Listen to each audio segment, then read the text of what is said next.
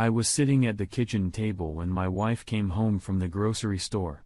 She saw the notebook on table in front of me and the pen in my hand and asked, "What are you doing?" "I decided to take your challenge." I don't remember last week when we were reading these stories on that internet site, I commented on how bad some of them were and said that even I could write better. You said I couldn't. Like I don't have it in me to be creative. I guess I did say that, but my comment was based on what I know about your grades when we were in high school. You always got B's and C's for your work in classes that required written reports, and you got a C for the work you had to do for business research and report writing. Well, I think I can do better now. It doesn't matter. Come on. You can help me get the groceries. I helped her get the bags and helped her put some things away, then sat back down at the table and started writing. As I was making dinner, she asked, "What's this about?" "I won't say anything. I'll let you read it when I'm done and you can critique it before I post it." I didn't think it would be too hard. Yeah, everything I did in college didn't bring in great grades, but I didn't need to at the time. I was only doing what I had to do to survive those classes. I didn't want to be there at all, but my parents more or less forced me. My dad wouldn't let me work in the family business without a bachelor's degree in business management. I'd been working there after school and summer since I was 13, and I wanted to work there when I graduated from high school, but Dad said no. Only with a degree. That's required for you to be able to work full-time, so I got over it. Got my degree and went to work in the family business. I lowered my gaze to my notepad, picked up a pen, and began. My name is Josh Barnum. I'm an airplane mechanic for a major air carrier, and I'm married to Melinda Barnum. Melinda, I call her, Melly, is an office manager for an insurance company. Melly and I have been together for a little over 11 years. 9 of them married. We met our sophomore year of college, and for me, it was love at first sight.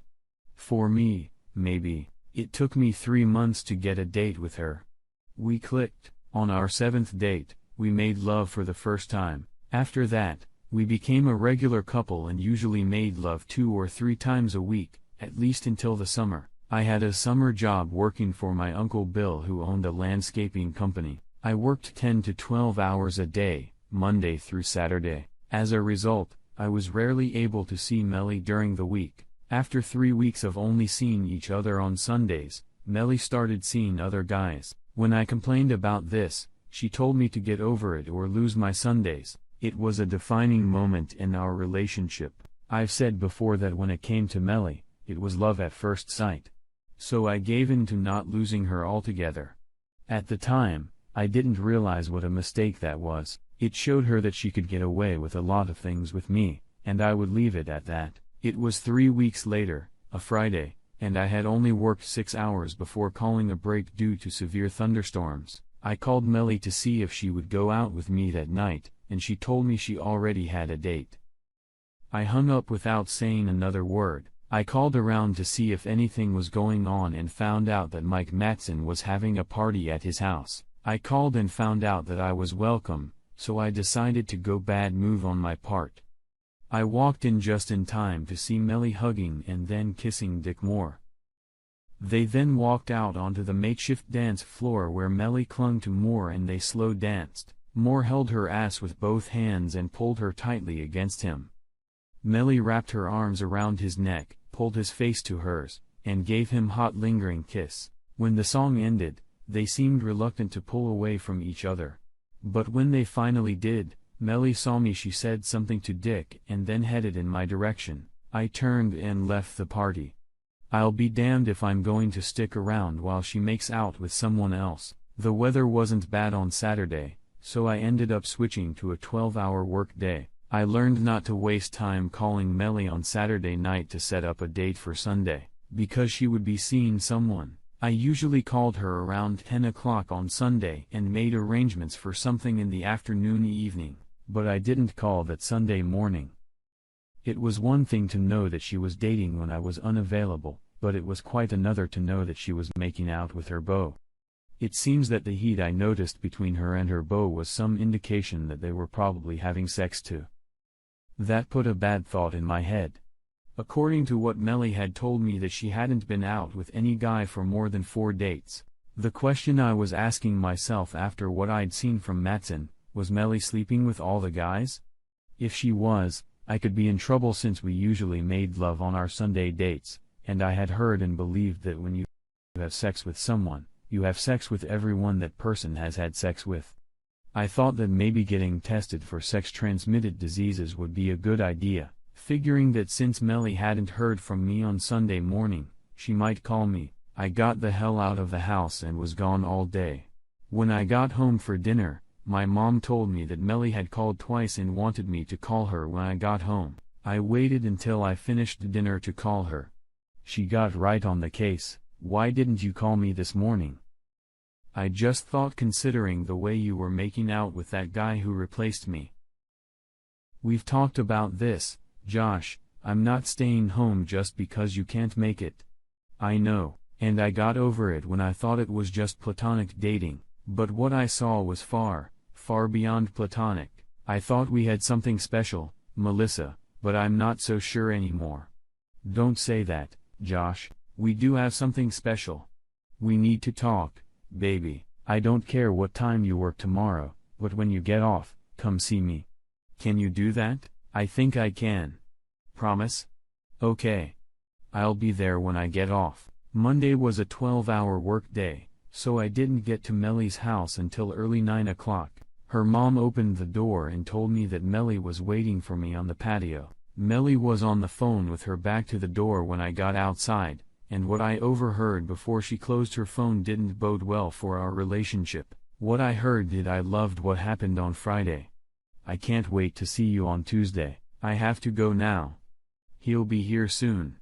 Bye. I went back into the house and then opened the patio door with a big noise, and she turned around and saw me coming out of the house. I didn't give any sign that I overheard anything.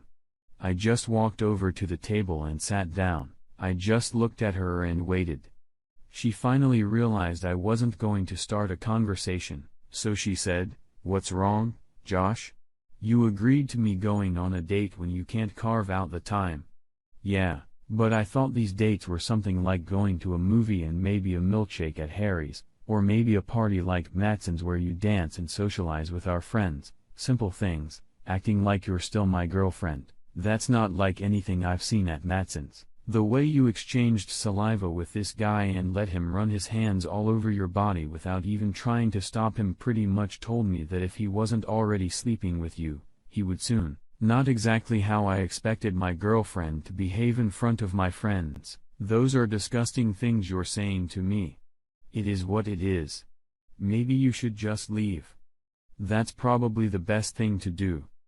After what I've seen and not knowing how I feel about all your dates, I think it might be a good idea to get tested." I got up and left her there with a shocked expression on my face. I made it to my car before she caught up with me. "You don't really think of me that way, do you?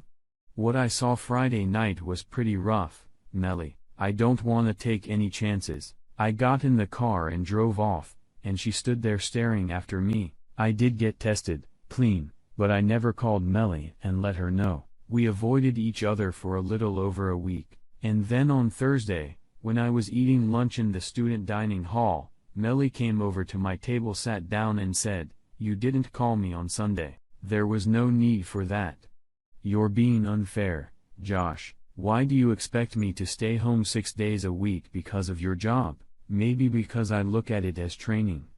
What the hell does that mean? Maybe it's to prepare you for what you might have to do after you get married, and your husband has a job that makes him work late. That's just stupid.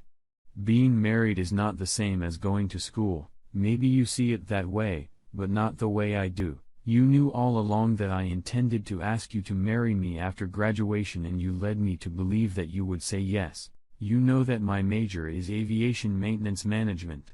And when I graduate, I will have my airplane and propulsion license. My goal is to work for an airline and advance my career. There's a damn good chance that if I do get hired at an airline as a rookie, I'll have the worst shift and the worst weekends.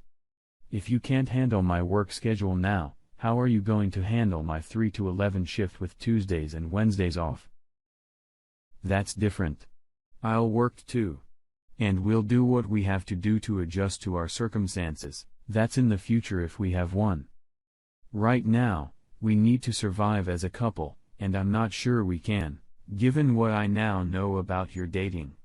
We agreed to talk that night after I finished work, and eventually, she gave in and said she would only date on Fridays, Saturdays, and would always make sure the dates were with my friends. That way, I could always ask someone if she was doing anything that wouldn't pass the boyfriend test. It helped that landscaping was a seasonal job that ended in late fall. For the rest of our class and throughout graduation, I kept a close eye on her, and she only flipped out 3 times. And I pretended I didn't know anything. Why? Blame it on love. When we graduated, Melly moved in with me, and we lived together while my parents prepared the wedding. It was a new experience for both of us, to be able to make love every day and not have to rush back home. There were nights when I wasn't at all sure I would be able to get out of bed in the morning. It seemed like all Melly and I, oh, yes, and myself wanted was to make love all the time, but, of course, we couldn't. I did get along with the air, and as always, I had the worst shift for the midnight, and my days off were Wednesday, Thursday. Melly had a degree in accounting, and she got a job at an accounting firm where she worked from 8 to 5, and Saturday, Sunday were days off. During tax season, from about the end of January through 1st May, she usually worked 10 to 12 hours a day, and sometimes she had to work Saturdays. We were married 5 months after graduation, and our wedding gift from both sets of parents was a down payment on a 4-bedroom ranch in one of the best neighborhoods in town. Neither of us wanted to have children until we were established in our jobs, so Melly used one of the bedrooms as a home office. There was a fairly large patio in the back of the house, and one of our first purchases after moving in was a hot tub that was installed on one side of the patio. It didn't take long before it filled up. We had a housewarming party a month after the tub was installed, and after everyone tried out the tub, it started to feel like we had company gathering every weekend. Not that I liked that company. I had to leave at 2:45 to get to work on time. As we got to know our neighbors, we started getting invited to barbecues and picnics, and once that started happening, of course, we had to have a couple of our own. We became really good friends with the neighbors on either side of us and those who live right across the street. Things went great for the first 2 years, and we adjusted to our different schedules. And then things changed. I found out about it much later, but was pretty much what I was talking about when I talked to Melinda back in college. I was working Friday, Saturday nights, and Melinda was tired of staying home on the best date nights. At first, it was outings with the girls after work on Friday evenings she never told me about. After a couple months, she decided that since she could get away with me not finding out about her outings with the girls, she could get away with going out on Saturdays. She just needed to be home in bed by the time I got home. She started going on dates with guys she worked with and guys she met at parties. I don't know when the hell this started, so I had no idea how long it had been going on, but it was reported to me by a neighbor who lived across the street. He was having drinks with a client Friday night after dinner and saw Melinda dirty dancing with some guy and acting like a pussy. Saturday morning, when Melinda left to go shopping, he came over and told me what he had seen. It upset me, but it didn't surprise me. He told me that his brother was a cop who moonlighted as a private investigator on his days off, and his brother's days off were Friday, Saturday. His brother's rates are 25% of what a full-time private investigator would charge, so I asked him to help get his brother to contact me. All it cost me was for him to follow Melinda from Friday when she left work until she went home, and Saturday from the time I left for work until she went home cost $600, and it was worth every penny. On Friday, when Melinda got home from work, she headed straight to the bar, and no sooner had she sat down on a bar stool than a guy bought her a drink and danced with her. They left the bar at 8 and checked into Motel 6, and, yes, they left the lights on and stayed in room 107 until 11, and then she headed home. She didn't even leave the house on Saturday.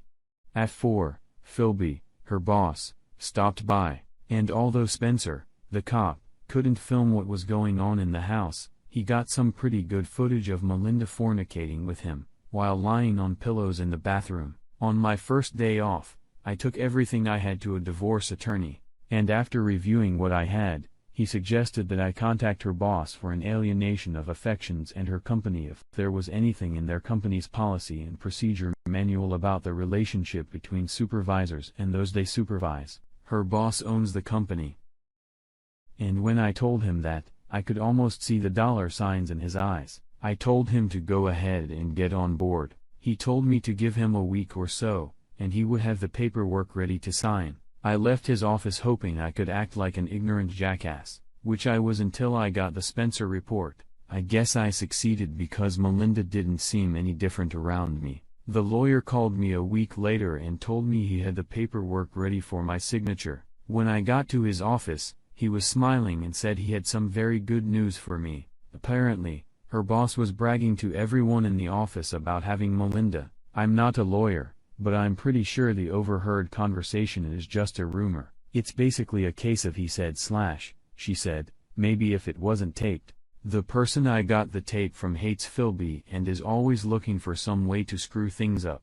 Isn't there some law says both parties have to be aware of the tape? Some states do, but ours is not one of them.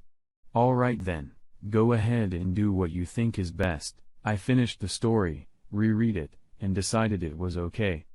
Dinner time was approaching.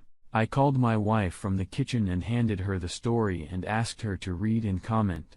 She took the story from me and started reading it. About halfway through, she started to frown and finally, with a loud whoop, looked at me and fainted. I got up, grabbed a glass of water, and splashed it in her face. She mumbled something as I helped her up. Just then the doorbell rang, and I told her it was probably for her. She looked confused as I walked her to the door. There stood a young blonde-haired girl. The blonde stopped chewing her gum long enough to ask, "Mrs. Melinda Barnum?" Melinda said yes, and the blonde handed her an envelope with the words, "You have been served. Enjoy your evening." Melinda didn't hear the last sentence.